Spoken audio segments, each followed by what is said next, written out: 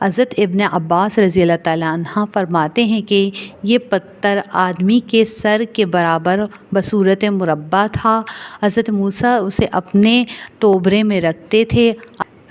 اس پتھر سے 4 گوشے تھے اور گوشے سے 3 چشمے نکلتے تھے۔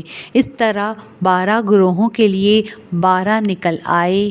حضرت سعید بن جبیر رضی اللہ تعالیٰ عنہ فرماتے ہیں کہ یہ پتھر وہی تھا جس پر حضرت موسیٰ علیہ السلام نے غسل کرنے کے لیے کپڑے اتار کر رکھ دیے تھے، پھر وہ پتھر کپڑے لے کر بھاگا تھا۔ حضرت موسیٰ علیہ السلام اس کے پیچھے دوڑے حتیٰ کہ بنی اسرائیل کی ایک جماعت پر گزر ہوا۔ انہوں نے آپ علیہ السلام کی نسبت کہا تھا کہ انہیں برص کا مرض ہے، اس لیے پردے کی بہت احتیاط کرتے ہیں۔ اللہ نے ان کی زبان بند کرنے کے لیے حضرت موسیٰ علیہ السلام کا بدن دکھلا دیا اور اسی وقت حضرت جبرائیل تشریف لائے اور حضرت موسیٰ علیہ السلام سے فرمایا کہ حکم الہی یہ ہے کہ اس پتھر کو اٹھا لو، اس میں میری ایک قدرت اور تمہارا ایک معجزہ ظاہر ہوگا۔ آپ علیہ السلام نے اٹھا کر اپنے توبرے میں رکھ لیا، اور اس پتھر کے بھاگنے کا قصہ بخاری و مسلم میں مذکور ہے، مگر بخاری و مسلم میں یہ نہیں ہے کہ حضرت جبرائیل آئے اور یہ فرمایا۔ عبد بن حمید نے حضرت قتادہ سے روایت کیا ہے کہ وہ طور کا پتھر تھا، بنی اسرائیل اسے اپنے ساتھ رکھتے تھے۔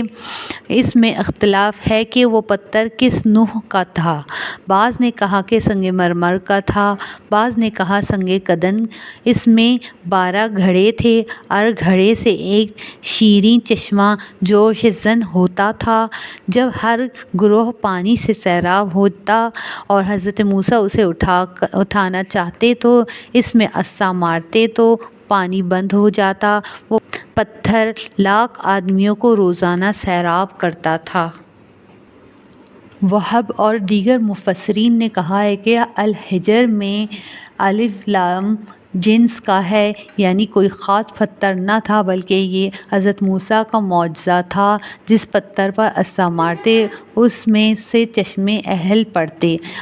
عطا نے فرمایا حضرت موسیٰ 12 جگہ اس پر 12 دفعہ عصا مارتے تھے، ہر جگہ سے پانی رستا، پھر تھوڑی دیر بعد نہر پھوٹ پڑتی۔ گلستان فہران نظامی لکھتے ہیں کہ کوہ طور سے 70 کلومیٹر کے فاصلے پر نخلستان فاران ہے۔ یہ نخلستان تقریباً 3 میل لمبا ہوگا، چوڑائی تھوڑی ہے، چونکہ ارد گرد اونچے پہاڑ ہیں۔ یہاں بجلی اور ضروریات زندگی کی تمام چیزیں موجود تھیں۔ آبادی سڑک سے دائیں طرف تھوڑے فاصلے پر تھی، لیکن اس کے باوجود سڑک پر روشنی کے لیے بجلی کا بلب جل رہے تھے۔ گلستان فاران میں کثرت سے پانی اور باغات دیکھے ہیں۔ انگور اور زیتون کے درختوں نے صحرا اور نخلستان کو نئی زندگی دے رکھی تھی۔ چاروں طرف اونچے اونچے پہاڑ تھے، اونٹ اور گدھے بھی دیکھے۔ ممکن ہے کہ کچھ لوگ معمولی کھیتی باڑی کرتے ہوں، لیکن محسوس ہوتا ہے کہ زیادہ تر لوگ بھیڑ بکریاں اور پھل فروٹ کرتے ہیں۔ عیسائی اس نخلستان کو رفیدم کے نام سے یاد کرتے ہیں۔ رفیدن سے بحر احمر کی طرف سفر کرتے ہوئے تھوڑی دور حورب کے مقام پر پہنچے تو ڈرائیور نے سڑک کے بائیں طرف اشارہ کر کے ایک چٹان کی نشاندہی کی جس پر حضرت موسیٰ نے عصا مارا اور 12 چشمے پھوٹ نکلے تھے تاکہ بنی اسرائیل کے 12 قبائل الگ الگ چشموں سے پانی لے سکیں۔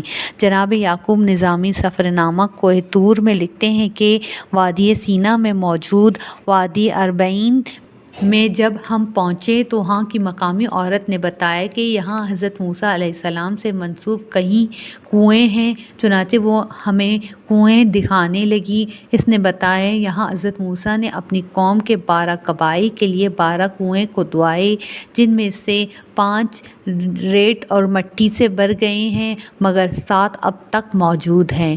یہ 7 کنویں دیکھے جن میں پانی بھی نظر آیا ہے۔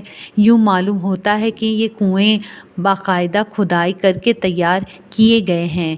جب میں کنویں دیکھ رہا تھا تو مجھے اس جگہ اور ان چشموں پر شک ہوا، چونکہ ان چشموں کے بارے میں سورہ اعراف آیت نمبر 159 میں ارشاد خداوندی ہے کہ ایک چٹان سے 12 چشمے نکلے تھے، کنویں نہیں کھودے گئے تھے۔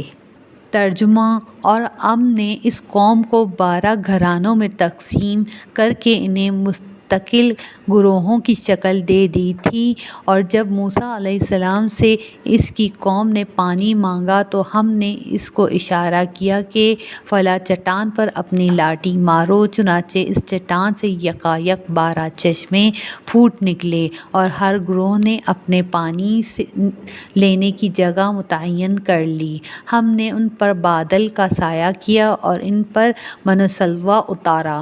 قرآن پاک کی ان آیات میں چٹان سے 12 چشمے نکلنے کی بات ہے، جبکہ عین موسیٰ تو صحرا ہے جس میں ہر طرف ریت ہی ریت نظر آ رہی تھی، اور یہ کنویں کس نے کھود دیے تھے؟ یہاں تلاش کے باوجود مجھے کوئی چٹان نظر نہ آئی، البتہ جب ہم کوہ طور سے واپس آ رہے تھے تب رفیدم کے قریب حورب کے 2 مشہور چٹانیں دیکھی جس کے بارے میں مقامی لوگوں نے بتایا تھا۔ اگر آپ کو آج کی یہ ویڈیو اچھی لگی اور کچھ سیکھنے کا موقع ملا تو اس چینل کو سبسکرائب کیجیے اور لائک اور شیئر ضرور کیجیے۔ شکریہ۔